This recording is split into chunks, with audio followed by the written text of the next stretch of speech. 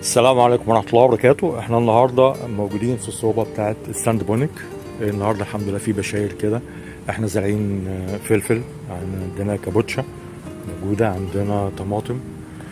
تمام. عاملين طبعا دي تينة كده حطينا كده برضو، يعني الحمد لله زي ما انتم شايفين كده كانت يا دوب من تقليمة فرع واحد بس كده. الطماطم دي تقريبا كده في حدود، او الكل اللي احنا شايفينه ده يعني ما يكملش 15 يوم او تقريبا 16 يوم، يعني في الرينج ده كده زي ما احنا شايفين كده. ادي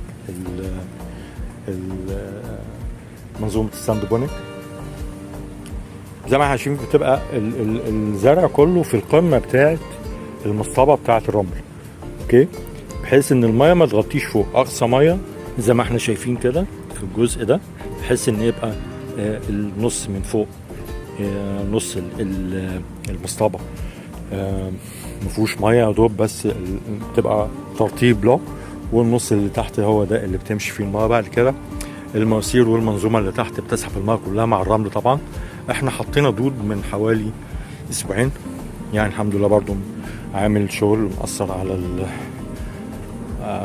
محاول معظم حاطين لي الدود برضو. نقول النقطه دي علشان طبعا هو الدود في امريكا ما بيحطوش هناك، يعني مارك ما بيحطش الموضوع ده عنده هناك، احنا حاطينه هنا، حاطينه علشان خاطر ان مخلفات الاسماك اللي موجوده اللي هنا بتتصفى في الرمل، على بال ما تدوب في وياخدها، يعني يمتصها النبات ويستفيد منها، هتاخد وقت. لكن هنا عندي الدود بيحول على طول، بياكل الكلام ده وبيحوله الكمبوست، بيبقى سهل جدا ان هو يدوب في الميه ويمتص النبات بسرعه، وده بيأثر على نمو النبات وعلى انتاجيه المحاصيل. احنا خلصنا المصطبه ديت والمصطبه دي، قصدي الحوض دوت خلصناه، الحوض دوت، الحوض اللي بعده والحوض الاخير فاضل. الحوض اللي في النص لسه كان اثر معانا شويه. الطماطم يمكن ما لقيناش طماطم كفايه، كنا الفترة عبال ما ابتدينا نزرع كان في مشكلة كمان في الدولار والقصة اللي موجودة اللي كله عارفها دلوقتي، فالبذور قليلة وشح شوية، فما قدرناش نجيب باقي. احنا هنا زارعين زي ما شايفين كده جرجير، تمام، كان بدرناه ولسه هنوزعه بعد كده، اللي هو موجود زي ما احنا شايفين كده. يعني الحمد لله طبعا شايفين حتى لون الطماطم ولون الكابوتشا الخاص، زارعين برضو فجل زي ده كده، تمام. دي الكابوتشا،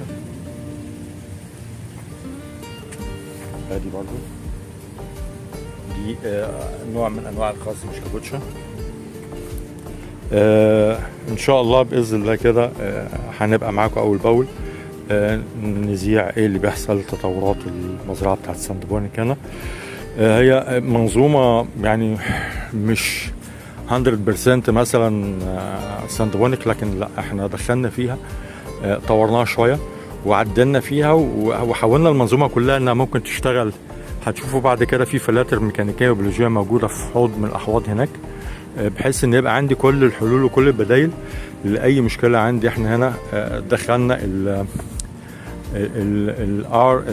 منظومه الراس او الراس سيستم او الريسايكلينج اكوكالتشر سيستم او منظومه الفلاتر الميكانيكيه والبيولوجيه كاحتياطي، بيبقى شغال دايما حتى بالليل لما بتقف المنظومه بتاعت الساند بونيك طول الليل، طبعا بتبقى هي شغاله، بحيث ان اضمن ان انا اتخلص من الامونيا والنيتريت اللي موجود في الميه اول باول، يبقى دايما بحولها لنترات، وبعد كده الصبح بستفيد منها، بتيجي هنا جاهزه على طول على النباتات فتستفيد منها اكتر.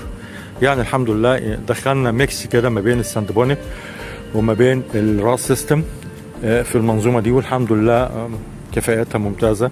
وهنتابع معاكم تجربه الساند بونيك راس ديت او المنظومه اللي هي ميكس ما بين ده وده، وان شاء الله يبقى خير باذن الله. كان معكم وجيه خوبه من قناتي على اليوتيوب. لو انت اول مره تبقى تشرفني في القناه، يا ريت تشترك معانا في القناه وتفعل زر الجرس عشان يوصلك كل جديد، وتعمل لايك للفيديو عشان اقدر ان انا اوصل لاكبر قدر من الناس المهتمين بمجال الزراعه عموما المائيه او الزراعه عموما، لان ده حل من الحلول المهمه جدا اللي ممكن في اي ارض موجوده عندي ما بتزرعش خالص، وعندي مشكله في الميه ان انا اقدر ازرع وادي انتاجيه اكتر من اللي موجوده في الارض، وحاجه اورجانيك نظيفه جدا ومحترمه، وترجع لنا تاني الريحه والطعم والتاست بتاع الخضار والفاكهه.